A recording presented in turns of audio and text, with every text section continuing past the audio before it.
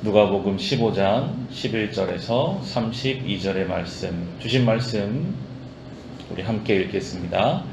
예수께서 말씀하셨다. 어떤 사람에게 아들이 둘 있는데 작은 아들이 아버지에게 말하기를 아버지, 재산 가운데서 내게 돌아올 몫을 내게 주십시오 하였다.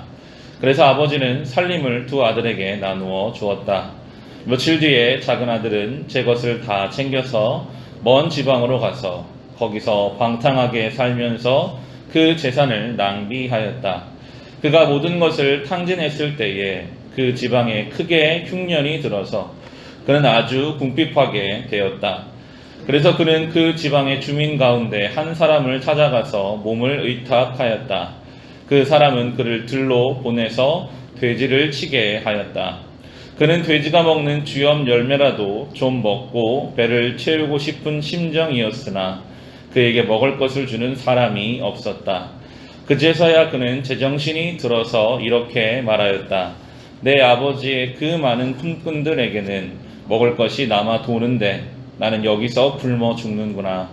내가 일어나 아버지에게 돌아가서 이렇게 말씀드려야 하겠다. 아버지, 내가 하늘과 아버지 앞에 죄를 지었습니다. 나는 더 이상 아버지의 아들이라고 불릴 자격이 없으니 나를 품꾼의 하나로 삼아 주십시오. 그는 일어나서 아버지에게로 갔다. 그가 아직도 먼 거리에 있는데 그의 아버지가 그를 보고 측은히 여겨서 달려가 그의 목을 껴안고 입을 맞추었다. 아들이 아버지에게 말하였다. 아버지, 내가 하늘과 아버지 앞에 죄를 지었습니다. 이제부터 나는 아버지의 아들이라고 불릴 자격이 없습니다. 그러나 아버지는 종들에게 말하였다. 어서 가장 좋은 옷을 꺼내서 그에게 입히고 손에 반지를 끼우고 발에 신을 신겨라. 그리고 살찐 송아지를 끌어다가 잡아라. 우리가 먹고 즐기자. 나의 아들은 죽었다가 살았고 내가 잃었다가 되찾았다. 그래서 그들은 잔치를 벌였다.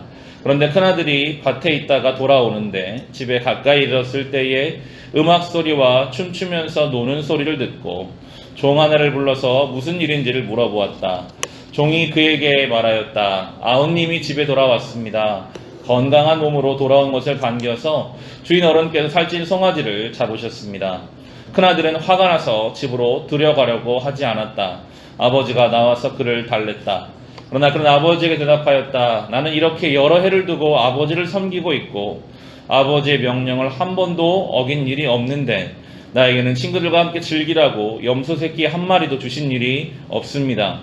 그런데 창녀들과 어울려서 아버지의 재산을 다 삼켜버린 이 아들이 오니까 그를 위해서는 살찐 송아지를 잡으셨습니다.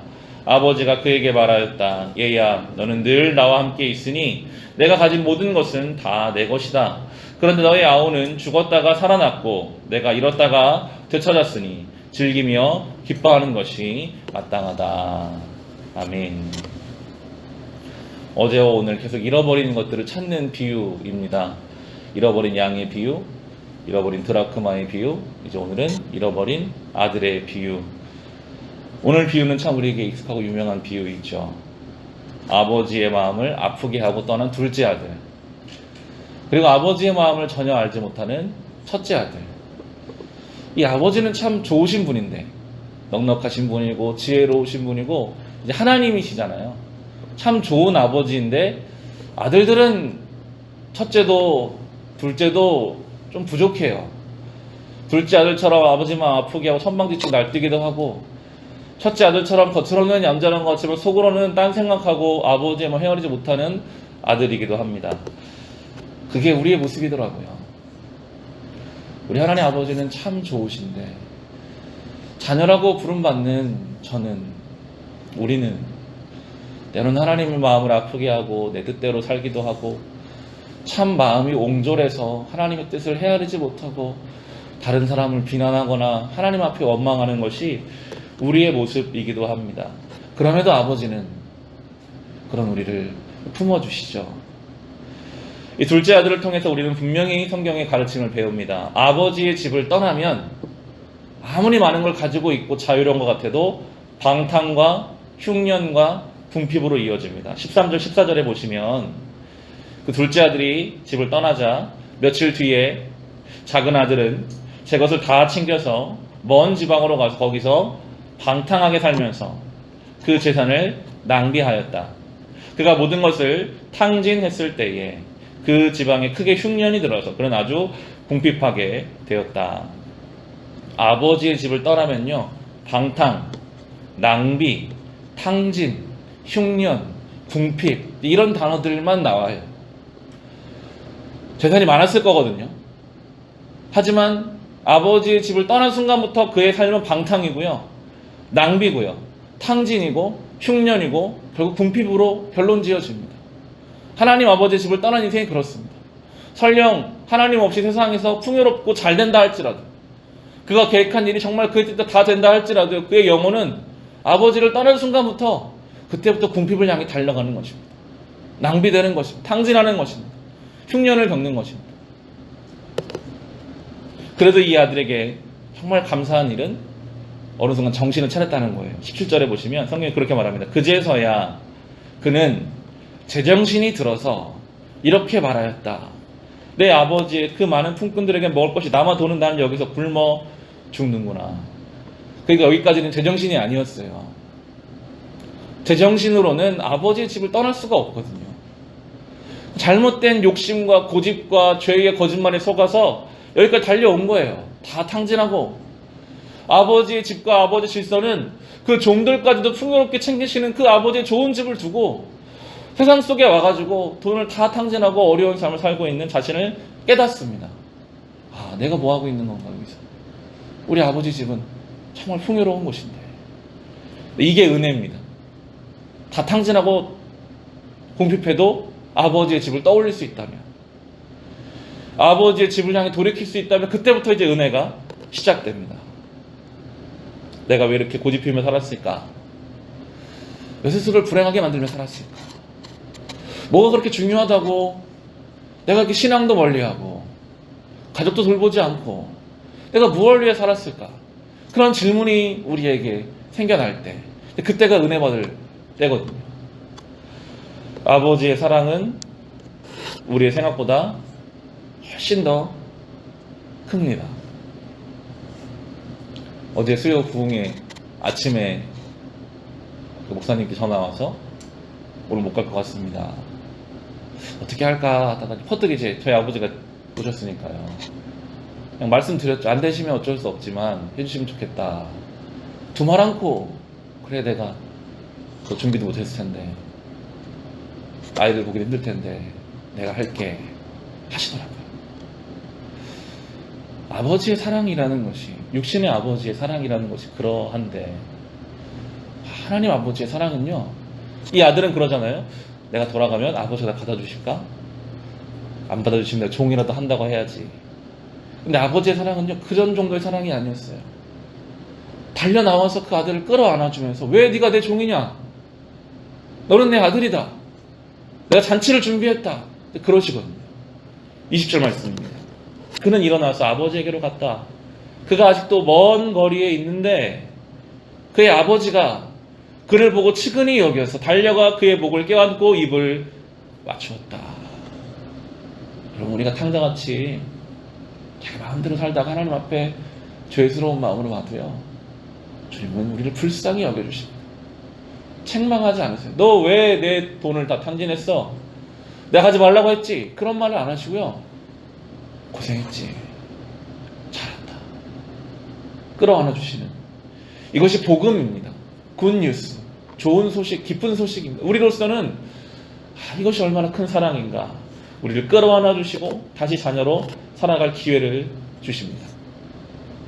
이 이야기 너무나 감동적이고 우리에게 참 익숙한 복음의 내용을 잘 담고 있는 이야기인데요, 이 과정을 이제 큰아들이 보잖아요. 근데 큰아들이 속이 좋지가 않아요. 나는 그렇게 수고하고 열심히 살았는데 나한테는 염소 한 마리 주지 않으시면서, 저 잘못된 내 동생이 돈 다 탕진하고 왔는데 왜 아버지 저러시나? 아버지가 따집니다. 29절에 보시면, 그러나 아버지에게 대답하였다. 나는 이렇게 여러 해를 두고 아버지를 섬기고 있고 아버지의 명령을 한 번도 어긴 일이 없는, 나에게는 친구들과 함께 즐기라고 염소 새끼 한 마리 주신 일이 없습니다. 이 아들은 아버지를 정말 모르고 있습니다. 그렇게 가까이서 아버지를 섬기면서도 아버지가 얼마나 풍요로우신 분이신지. 아마 이 아들이요, 10번, 20번 아버지 제가 친구들하고 좀 이렇게 잔치를 벌이고 싶은 염소 한 마리 주시죠. 그럼 아버지는 야, 염소가 뭐냐? 내가 소 한 마리 잡아줄게. 그러셨을 거예요. 근데 아버지를 전혀 몰라요. 아버지가 어떤 분인지. 아버지의 사랑이 얼마나 큰지. 그러면 속으로 혼자 생각하는 거예요. 왜 아버지는 나에게 이거 안 해주나? 왜 아버지는 저 잘못된 아들만 잘해주나? 아버지에게 묻지도 구하지도 아버지의 품에서 누리지도 못하면서 아버지를 알지 못하니까 스스로를 얽매이고 있습니다. 우리의 신앙이 그럴 수 있거든요. 하나님 얼마나 풍성하신 분이신데 우리 스스로 하나님 앞에 나아가지도 않으면서 스스로의 삶을 어렵게 만들고 궁핍하게 만듭니다. 이 아들은 집을 나가진 않았지만 아버지의 집안에서 궁핍한 삶을 살고 있었어요. 아버지는 나를 종처럼 여기실 거야. 영어 성경에 보면 29절을 보면서 종처럼 삼겠다는 표현이, 내가 아버지를 종처럼 삼겼는데 그런 표현 나오거든요. 아버지는 한 번도 종이라고 여긴 적이 없는데 스스로를 종처럼, 아버지를 두려워하면서 구하지도 못하면서 궁핍한 삶을 살고 있을 때 아버지가 말씀하시죠. 31절에 아버지가 그에게 말하였다. 얘야, 너는 늘 나와 함께 있으니 내가 가진 모든 것이 다 내 것이다. 아버지는 이 다 네 것이다. 이 모든 것이 다 너의 것이다. 나의 상속자다. 너는 종이 아니라 내 아들이다. 오늘 우리에게 말씀하시는 것 같아요. 하나님이 우리의 아버지이십니다. 왜 하나님, 내가 이렇게 열심히 하는데 염소 한 마리 안 주십니까? 하나님 그거 안 주실 분이 아니시거든요. 혹 주지 않으신다면 주지 않으시는 이유가 있을 것입니다. 우리 아버지가 우리를 얼마나 사랑하시는데요. 그 아버지의 품 안에서, 아버지의 집에 있으면서도 궁핍한 인생이 아니라 아버지 집 안에서 모든 것을 다 소유한 그 아들로, 그러면요 둘째 아들이 왔을 때 같이 기뻐할 수 있어야 되거든요. 그게 아버지가 원하시는 모습이거든요. 풍요로운 성도의 삶이죠. 정말 그 은혜, 이 복음의 두 가지 측면, 은혜 받은 둘째 아들, 아버지를 좀 더 이해할 수 있는 첫째 아들, 이렇게 은혜 받은 성숙한 주님의 귀한 자녀들로 이 하루를 살아갈 수 있으시기를 우리 주님의 이름으로 축원합니다.